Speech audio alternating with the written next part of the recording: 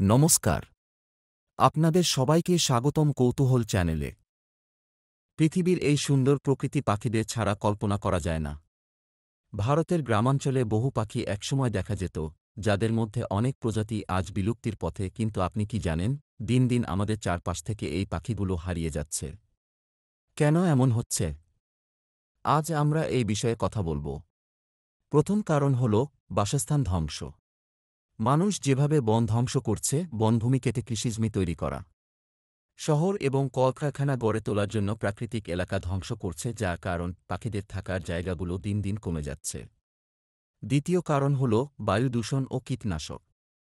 এগুলো পাখিদের খাবার এবং শ্বাস-প্রশ্বাসের উপর প্রভাব ফেলে। প্লাস্টিক দূষণ, জল দূষণ এবং বাতাসের দূষণ প্রাণীদের স্বাভাবিক জীবনধারাকে ব্যাহত করছে। তৃতীয় কারণ হল জলবায়ু পরিবর্তন।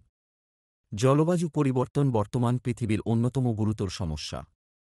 এটি প্রাকৃতিক এবং মানবসৃষ্ট কারণের ফলে ঘটে এবং এর প্রভাব পুরো পৃথিবীর পরিবেশ, জীববৈচিত্র্য, অর্থনীতি এবং যা প্রাণীদের বেঁচে থাকার জন্য কঠিন পরিস্থিতি তৈরি করছে।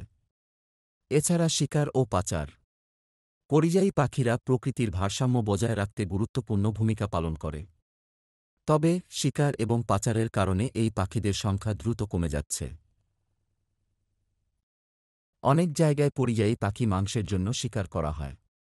বিশেষ করে গ্রামীণ এলাকায় এগুলো খাবার হিসেবে ব্যবহৃত হয়।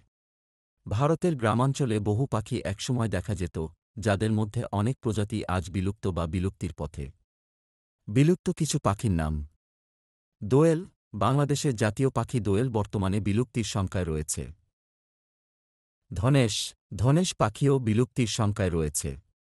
কোকিল। কোকিল পাখির সংখ্যাও কমে যাচ্ছে। ময়না। ময়না পাখির বিভিন্ন প্রজাতিও বিপন্ন। শালিক। শালিক পাখিও বিলুপ্তির শঙ্কায় রয়েছে। চড়ুই। চড়ুই পাখির বিভিন্ন প্রজাতিও বিপন্ন। পাখিরা শুধু প্রকৃতিকে নয়, আমাদের জীবনকেও সুন্দর করে তোলে। আসুন তাদের বাঁচানোর জন্য আমরা সবাই মিলে কাজ করি। কারণ পাখি বাঁচলে প্রকৃতি বাঁচবে। আমাদের চারপাশে গাছ লাগান এবং পরিবেশ সংরক্ষণ করুন। কীটনাশক কম ব্যবহার করুন। পাখিদের জন্য খাবার এবং জলের ব্যবস্থা করুন। ভিডিওটি ভালো লাগলে লাইক দিন, শেয়ার করুন, আর চ্যানেলটি সাবস্ক্রাইব করতে ভুলবেন না। নতুন ভিডিওতে আবার দেখা হবে। ধন্যবাদ।